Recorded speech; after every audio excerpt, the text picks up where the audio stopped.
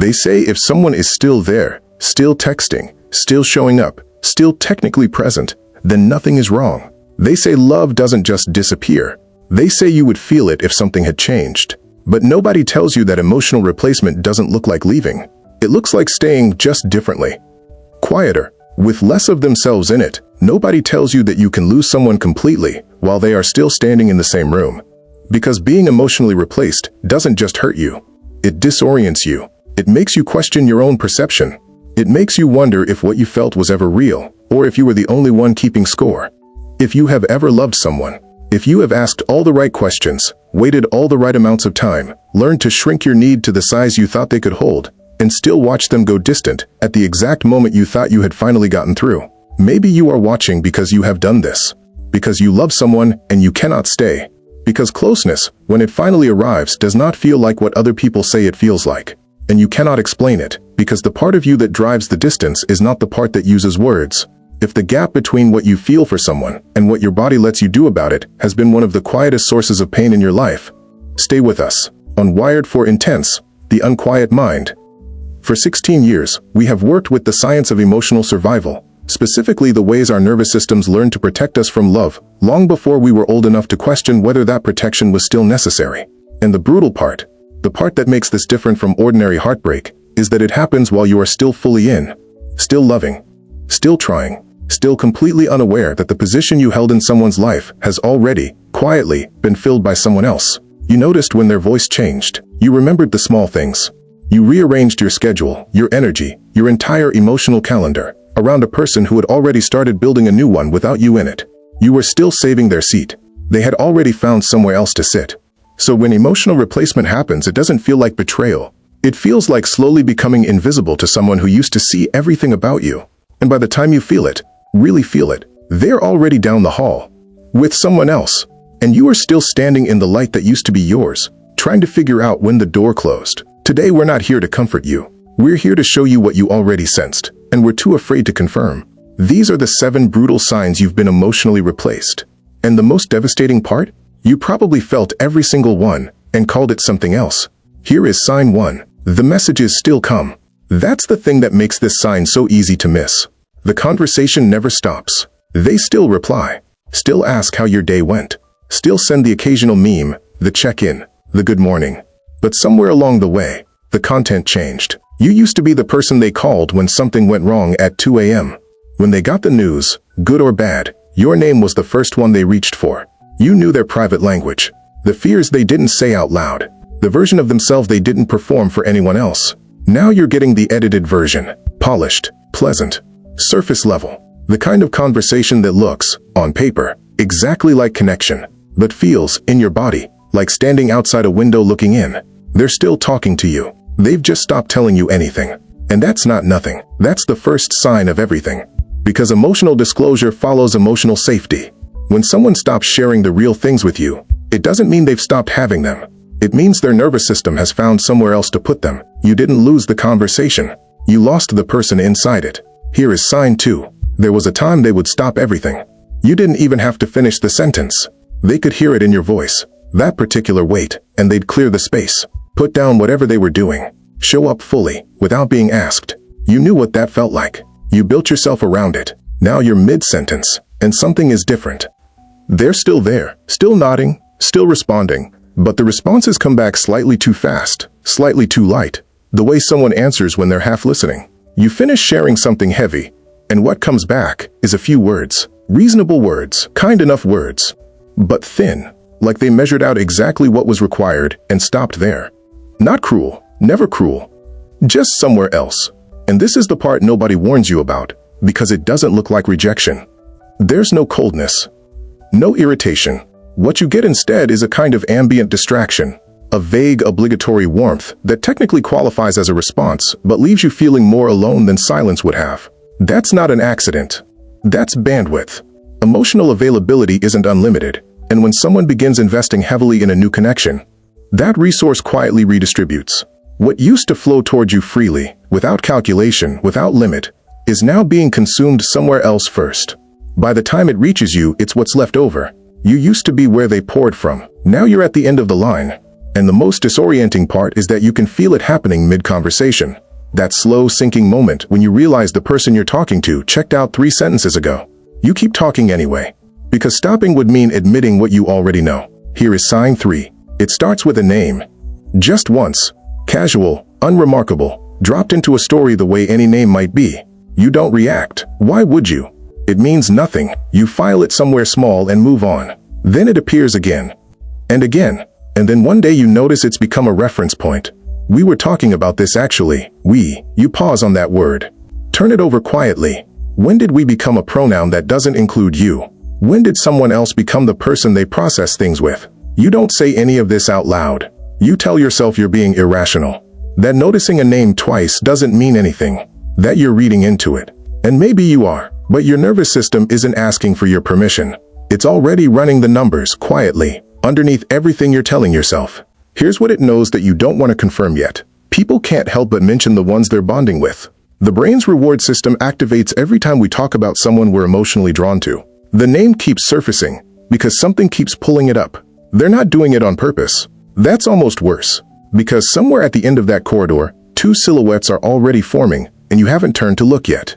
Here is sign 4. They don't cancel. Not exactly. Something just comes up. The first time, you don't think twice. Life happens. You reschedule without resentment, without keeping score, because that's what you do when you trust someone.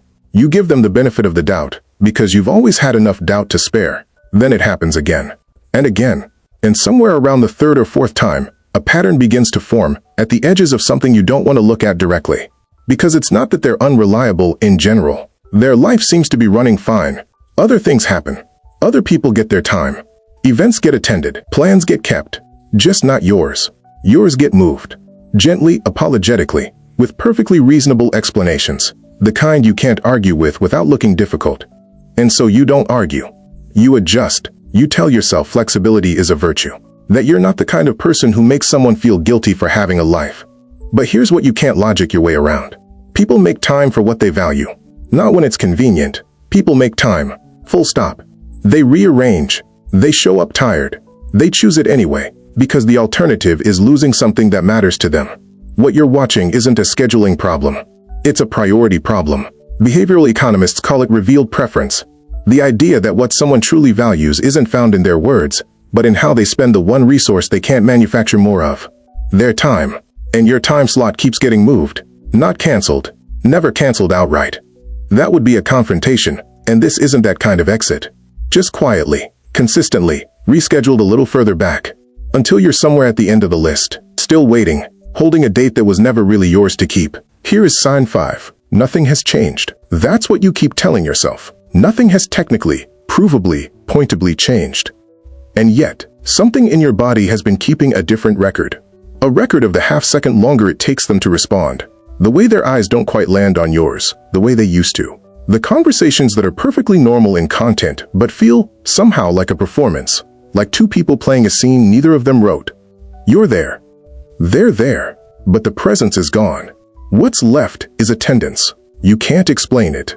You've tried. Every time you reach for the words, it sounds irrational, paranoid, the kind of thing that makes you seem like too much. So you swallow it. Tell yourself you're projecting. Tell yourself you're tired, sensitive, reading into nothing. But your nervous system is not reading into nothing. It is reading micro-changes in warmth, in timing, in the quality of attention. Signals so subtle they exist, below language, below proof, below anything you could hold up and say this, look at this. Your body processes attachment long before your mind is ready to confirm it. This is not paranoia. This is your oldest intelligence telling you something has already shifted in a room you haven't been allowed into yet. You turn, and there at the end of the corridor, in the cold blue light, 2 silhouettes. Already moving. Already together. Already gone. And you are standing exactly where you've always been, in the light that used to feel like yours, finally seeing what your body has known for weeks. Here is sign 6. You've started preparing, not obviously, not in a way anyone would notice. But before you reach out now, there's a beat, a small, careful calculation. Is this too much? Is the timing right? Will this land the way it needs to? You edit yourself before you send. You monitor your tone. You time your needs around their availability, like someone who's learned that showing up wrong is worse than not showing up at all. There was a time you never did any of this. There was a time you were just yourself. Unedited, unmanaged, not performing. They knew your cadence. You knew theirs. Nothing required presentation. Now every conversation feels like an audition for a role you used to simply inhabit. You've become lighter, lower maintenance. Funnier when you feel like crying. More interesting on the days you feel invisible. You've been quietly reconstructing yourself around what you imagine the replacement offers. Not because anyone asked you to, but because something in you is trying to solve for a variable it can't name. This is what attachment anxiety looks like when it goes silent. Not drama, not confrontation. Just a man checking his reflection in a dark screen, wondering when he stopped recognizing himself, and whether the person he's performing for has even noticed the show. Here is sign 7. This is the one you almost didn't catch, because it doesn't arrive as an event. There's no argument that crosses a line, no moment you can point to and say, there, that's when it ended. It's quieter than that. So quiet you could spend months inside it, without ever naming what it is. Think back. There was a time when something breaking between you meant something. A silence would stretch, and then one of you would reach. A misunderstanding would linger, and then someone would come back to fix it. A message, a call, some small act of repair that said this matters enough to return to. You didn't always say the right things, but you always came back. Both of you. That was the contract, even if you never spoke it aloud. Now things break and stay broken. Not because of anger, not because of cruelty or deliberate withdrawal. Anger would mean the relationship still has a temperature. What you're dealing with is something colder and more final than anger. Indifference. Because fighting for someone, really fighting, showing up after conflict, initiating repair when it would be easier to let it go, requires one thing above all else. It requires believing that what you're fighting for is worth the cost. And somewhere in the ordinary passage of days, without ceremony, without a single conversation, you stopped being worth that cost to someone who once wouldn't have thought twice. Relationship maintenance. The small daily acts of repair and recommitment is one of the most precise indicators of how much someone values what they have with you. Not words, not history, not what they used to feel, what they do now, when something between you breaks, and they're not doing it anymore. The corridor is empty. They are gone. The cold blue light at the end of the hall holds nothing. But the amber light, the one on your face, hasn't gone out. You're still here. And now, finally, you know exactly where you stand. Now, the worst part about being emotionally replaced is not the ending. The ending, at least, is something you can hold. Something with edges. Something that finally, mercifully, makes sense. The worst part is the in-between. The weeks and months when you were still fully present, still loving, still adjusting, still performing, still waiting, while someone had already, quietly, begun loving their way towards someone else. You were there for all of it. You just didn't know what you were watching. You weren't too much. You weren't too sensitive. You weren't difficult or dramatic or wrong for staying as long as you did. You were simply holding a door open for someone who had already found another way out. Join the Wired for Intense community as we move from frozen to felt. Subscribe, like, and share your story in the comments to keep learning the language your body has been speaking all along. We read them, and you might find, in what someone else writes, the words you didn't know you were looking for. And now you've seen the 7 signs. You've walked the corridor. You've stood in the light and watched them, felt the cold settle into something you can finally name. Now you know what to look for. The question that remains, the one only you can answer, is what you do with that knowledge. Whether you use it to leave sooner, to see more clearly, to stop rearranging yourself around people who are quietly rearranging their lives without you, or whether you file it away, the way you filed everything else, and wait to feel it again from the beginning. That choice belongs to you. The door is still open.